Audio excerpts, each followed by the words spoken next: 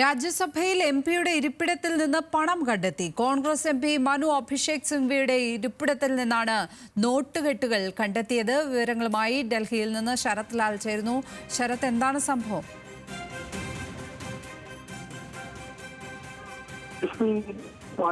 രാജ്യസഭയിൽ വളരെയധികം ഒരു പ്രശ്നമുണ്ടാക്കിയ സംഭവമാണ്. കാരണം ഗോഗ് സ്ക്വാഡിനെ കൊണ്ട് പരിശോധന നടത്തുകയായിരുന്നു രാജ്യസഭ വൈസ് ചെയർമാന്റെ നിർദ്ദേശപ്രകാരം. ഡോക്ടർ പരിശോധന നടത്തിയപ്പോഴാണ് മനു അഭിഷേക് സിംഗ്വിയുടെ ഇരിപ്പിടത്തിൽ നോട്ടുകെട്ടുകളുടെ ഒരു പാക്കറ്റ് കണ്ടെടുക്കുന്നത്.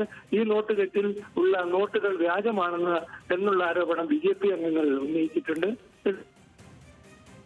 ഇത് വളരെ ഗുരുതരമാണെന്ന് രാജ്യസഭയുടെ നേതാവ് കൂടിയായ ചെയർമാൻ വ്യക്തമാക്കി. എന്തുകൊണ്ടാണ് പരിശോധന നടത്തിയത് എന്ന ചോദ്യമാണ് പ്രതിപക്ഷം നടത്തുന്നത്. കാരണം അത്തരമൊരു വിഷയം ഉണ്ടായിരുന്നോ, എന്തുകൊണ്ടാണ് രാജ്യസഭയിൽ ഇത്തരമൊരു പരിശോധന നടത്തിയത്? പിന്നെ അഭിഷേക് സിംഗ്വിയുടെ സീറ്റിൽ ഇത്തരം നോട്ടുകെട്ടുകൾ കണ്ടുകെത്തിയിരുന്നത് പൂർണ്ണമായും ക്യാമറ നിരീക്ഷണത്തിലുള്ളതാണ് രാജ്യസഭ.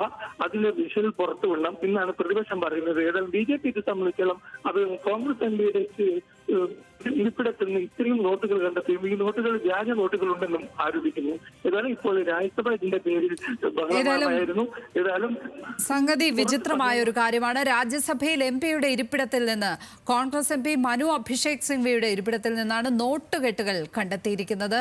സംഭവം വലിയ രാഷ്ട്രീയ വിവാദമായി മാറുകയാണ്. ഏതായാലും ഭരണപക്ഷവും പ്രതിപക്ഷവും തമ്മിൽ.